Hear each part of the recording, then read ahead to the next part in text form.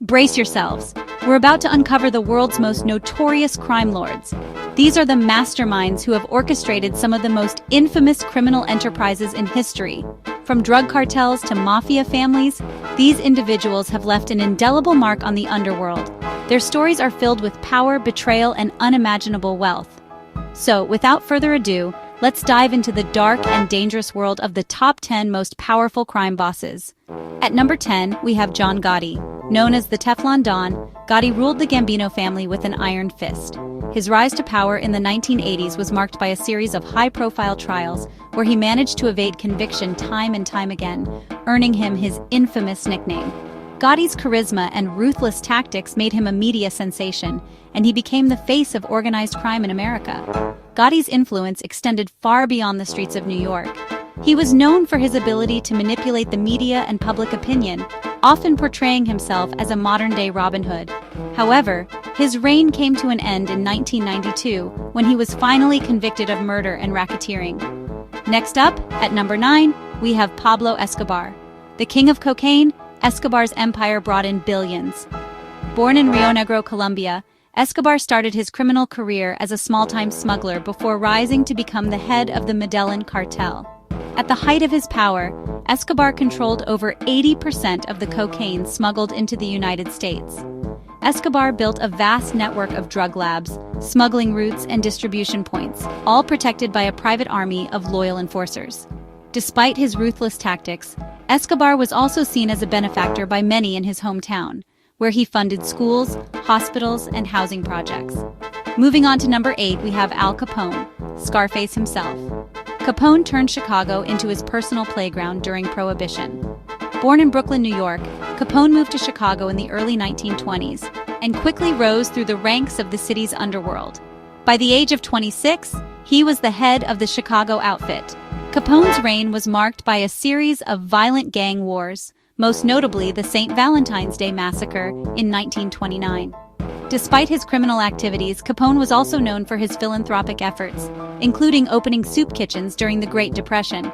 Don't forget about Carlo Gambino, our number 7.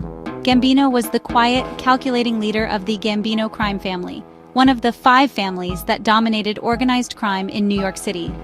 Born in Sicily, Gambino immigrated to the United States in 1921 and quickly became involved in the city's burgeoning underworld. Gambino's leadership style was marked by a focus on business and profit rather than violence. Under his rule, the Gambino family became one of the most powerful and profitable criminal organizations in the world. Halfway there, we've got Lucky Luciano. He redefined the mob with his organized crime syndicate. Born in Sicily, Luciano immigrated to the United States as a child and quickly became involved in the New York underworld. By the 1930s, he had risen to the top of the city's criminal hierarchy. Luciano's most significant contribution was the creation of the Commission, a governing body that brought together the leaders of the country's most powerful crime families to resolve disputes and coordinate activities. Then there's El Chapo. His escape stories are just as legendary as his drug empire. Born Joaquin Guzman in Sinaloa, Mexico, El Chapo rose to power as the leader of the Sinaloa cartel, one of the most powerful and violent drug trafficking organizations in the world. El Chapo's most famous escape occurred in 2015 when he tunneled out of a maximum security prison in Mexico. His escape was a major embarrassment for the Mexican government and highlighted the extent of his power and influence. Up next, Frank Lucas, the American gangster who cut out the middleman in the heroin trade. Born in North Carolina, Lucas moved to Harlem, New York, where he became involved in the city's drug trade.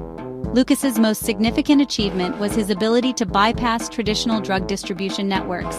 Lucas's operation was highly organized and efficient, and he was known for his strict discipline and attention to detail. However, his success also attracted the attention of law enforcement, and he was eventually arrested and convicted of drug trafficking in 1975. Third on our list, Vito Genovese. His influence stretched far beyond the mob. Born in Italy, Genovese immigrated to the United States as a child and quickly became involved in the New York underworld. By the 1930s, he had risen to the top of the city's criminal hierarchy. Genovese's most significant contribution was the creation of the Commission, a governing body that brought together the leaders of the country's most powerful crime families to resolve disputes and coordinate activities.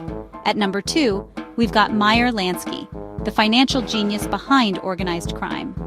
Born in Poland, Lansky immigrated to the United States as a child and quickly became involved in the New York underworld. By the 1930s, he had risen to the top of the city's criminal hierarchy. Lansky's most significant contribution was the creation of the Commission, a governing body that brought together the leaders of the country's most powerful crime families to resolve disputes and coordinate activities. And finally, number 1, the Godfather himself, Charles "Lucky" Luciano. Born in Sicily, Luciano immigrated to the United States as a child and quickly became involved in the New York underworld. By the 1930s, he had risen to the top of the city's criminal hierarchy. Luciano's most significant contribution was the creation of the Commission, a governing body that brought together the leaders of the country's most powerful crime families to resolve disputes and coordinate activities. Want more tales from the underworld?